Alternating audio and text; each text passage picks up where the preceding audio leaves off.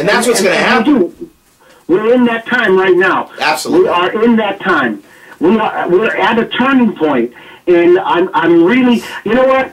I don't think, and this is not going to sound right, but I hope you take it for the way it's meant. This is the most exciting time in 200 years to be alive in this country. Oh no, there's no doubt about it. I thought we were gonna I thought all the great things in history were behind me in my life, in my asleep life prior to waking up. I thought, well, wow, it's amazing, but to really realize that we're actually literally living in probably the most historic time that will be remembered in history. I really believe that. I believe that. It's the most exciting time. Because there was never a world. There was no world awakening. I'm happy. I'm telling you, it's exciting as in we have nothing to compare this to. Yeah. Impossible. Nothing. There was never a world awakening. Like Zbigniew Brzezinski said at the Council on Foreign Relations, said that the elite are concerned. They're worried. Literally, he said it just like it was, because people have never been so awake worldwide because of the internet. That's why Jay Rockefeller says the internet should never have been invented, because now people have access to truth and information that they never did, and they can actually have critical, independent thought, which leads to liberty. Do you remember what happened in Iceland not too long ago? Mm-hmm. Their economy exploded just like ours is exploding. Mm-hmm. And do you know what they did? They kicked out the central bank. They blew off all of their debt. They started everything over again. The people did. They said, we've had enough of it. We've had enough of you. They ran all of their leaders out of town. They said, screw you to everybody that they had been indebted to. And they started the whole freaking country over. They hit the reset button. And nobody in the world is hearing about this, because there are too many people in that elite, in that 1%, who are deathly afraid that could go viral. Oh, you bet your ass, and it's gonna, no doubt. Listen, if these criminals, honestly, here's my all right. I know a lot about this. I've researched this. I'm terrified. I have a family. I'm prepared. I have food. I have water. I have, we have what we need. Okay, in the event that because there is going to be a period of time where there isn't going to be anything for anybody to have. Even if Ron Paul gets in, we're going to have a period of austerity. Let's pray. Oh, fix the boat. Yeah, they got to fix the boat. There's no doubt about it. It's going to be rough. But the truth of the matter is that the liberty the freedom of this country is at stake. That it's never been at stake ever. I mean. I agree. I mean, these laws are. I'm terrified, and people say, "What are you talking about? You're crazy. How could you be? How isn't it more insane to say, why would you put this in paper if you're not going to do it? Why would you write it? Why would you write a law? Well, these laws are being written under the auspice that they're going to protect us. Yes. Well, let me give you a real quick for instance here, okay? This is my for instance. Because you have now these securities at shopping malls, at baseball games, and you have more of a chance of being stampeded in the next Labor Day sale than you ever have of being killed by a terrorist in the local shopping mall. But yet you're willing to give up your rights. You're willing to say, I'll do anything you want me to, just tell me I'm safe. You hit it right on the head, Roger. It's mind control. And then they have Gianna Napolitano in Walmarts, saying, if you see something, say something. If you see something, say something. And it's just an absolute... And then now it's tattling on your parents at school. Or gun owners, if people don't have guns. Looked at as being... Fear is the best mechanism of mass control ever devised. Oh, absolutely. Second only to religion. Well, I'll tell you, again, you're aware of the MIAC report. I'm sure you seem very well read. So that's for those listening, that's the Modern Militia Report for Missouri, Modern Militia Report. And what it stated on there was that Ron Paul supporters, libertarians, returning veterans, and all the people that we're associated with, like the Oath Keepers, we're all potential terrorists. And I'll tell you a little thing that freaked me out. Let me tell you this, Raj. In the summer, I took my son. He's 12 years old. We went to Lake Compounce. It's an amusement park. And we're leaving. Just before we're leaving the park, there's a place they make fresh fudge. It's delicious, by the way. So we go in there, I go in there with my wife and my son, and I notice this young kid, I say young kid, you know, maybe he's in his early 20s, he's a security guard. I'm wearing an End the Fed t-shirt with Infowars.com on the back, End the Fed, and this guy followed me 400 yards to this fudge shop, waited outside while my wife and I bought fudge for my son, and then watched me leave the park and followed me to leaving the park. He has been mind controlled by his employer to say, listen, if you see this, this, or this, this is how I want you to react, and make sure they're dangerous. These people could be terrorists. And you should have seen the look in this guy's eyes. Honestly, when I looked at him, he was scared shit of me. And I said, hi, how you doing? You having a nice day? And I just walked away with my wife. Like I'm with my wife and a 12-year-old kid, and I'm a threat. Because of the shirt I'm wearing. I shit you not. I swear as God is my witness. If you need to control it, you do things like that. You tell people that, you know, you should be afraid to fly because somebody's going to blow that plane up and you're going to die a horrible death and crash into the ocean or crash into the ground. So people don't fly. And when people don't fly, you've got more control over them because you don't have what could be considered a bad element moving from one side of the country to the other side of the country with a great amount of speed.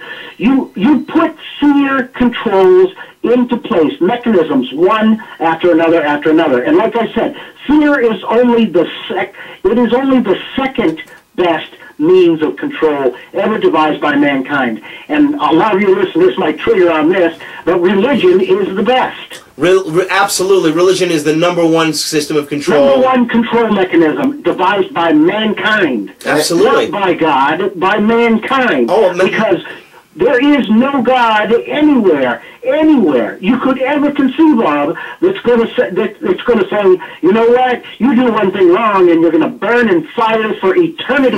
You'll be in pain and suffer. That is a fear mechanism. It is a means of control. Yep. So fear and religion go hand in hand for controlling large populations. There was no religion at all on this planet until we started getting together in cities. And we got to the point where we had a large enough conglomerate of citizens in one area that it was hard to control them. So you couldn't control them with armies because you needed your armies for other things. So how did you control them? You controlled them by fear. And what was the mechanism to deliver fear? Religion. So religion came into being. Well, we have evolved to the point where a lot of us are shedding religion. And I'm not saying whether it's a good thing or a bad thing. That's part of their plan too. They want to destroy religion. But right. Again, so if religion goes away, you still have to maintain control. So you do that by getting rid of the religious portion, but make it green. The fear portion of that mechanism. Fear and green, fear and being green. The green becomes a religion, and fear is that, and there's still fear of terrorism and fear of of killing the earth instead of fear of God or fear of. But you're absolutely right, Roger. But it's funny. It reminds me of William Cooper, who had some great things to say about that. I love William Cooper. Yeah, the man was way ahead of his time. Way ahead of his time, and what he said about as far as the again, it's secret knowledge, and that's how they do this. So by control, like the Illuminati with the religion and everything else, the secret controls that are going on in the world, the fact that in all these cultures they're all controlled by more or less the same mechanisms, is because originally there was a guy like Prometheus' story, the fire, okay, to be illuminated or whatever.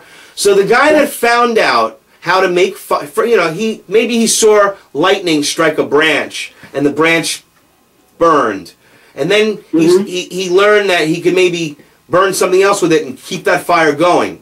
That made him the wisest, most powerful, strongest man of them all.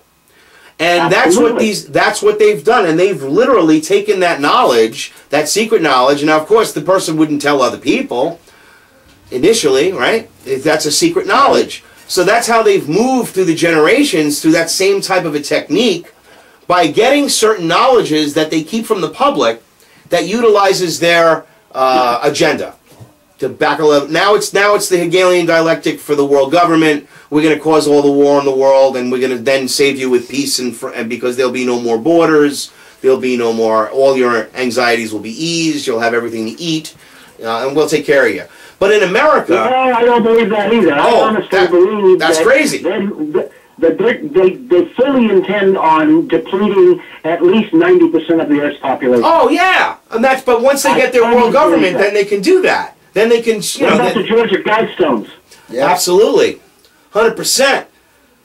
Yeah, may them 500,000, may the population not exceed, written in 8 languages. Absolutely. Yeah. It's just, and people will look at us and say we're crackpots. Well, let me ask you a question. How do you explain everything that's going on if we're the crackpots? I really don't think so. What I think is that we're just a little bit more awake than you are. And this is what I see. Someone my age has seen a huge difference in society over the last 50 years. I'm 57.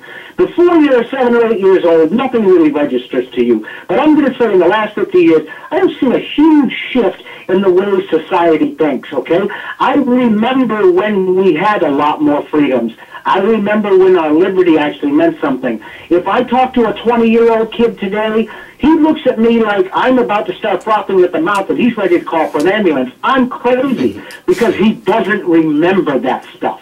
He doesn't remember feeling that free. He doesn't because he never has been. He's been conditioned to think this is the way it's supposed to be. It's not supposed to be this way. It isn't. Hey, we're getting a call in here. Let's see what's going on here. Hold on. Oh, it's just a message. It's not a call. It's not a call, Raj. Listen, we're going to be we're going to be wrapping up in just about 3 minutes, and there's the next show. I think is Ronnie's show coming on here on Informed Radio. So let me just do a little plugging on this for a moment. You are listening and watching to We Are Change on Informed Radio. We're here Fridays from 1 to 3 p.m. and we rebroadcast from 3 to 5 p.m. on Saturdays, and then have another live broadcast Saturdays from 6 to 8 p.m. Eastern Standard Time. It's live streamed also on D2NWO.com. That's death-to-the-new-world-order.com and UnitedTruthSeekers.com. Also, now we're part of, and very proud to be part of, the We the People Network. And we're going to just keep getting this truth out there and keep spreading our message. Now, what's going to happen as we keep finishing up here talking, Raj, is we're going to hear some applause. So let's try to talk with a little bit of pause so we can hear it. And once the applause occurs, we have 1 minute to go. All right. So I'm going to give you the floor for the last minute. What are your final thoughts? What would you like everybody in the We Are Change and Informed Radio community to know?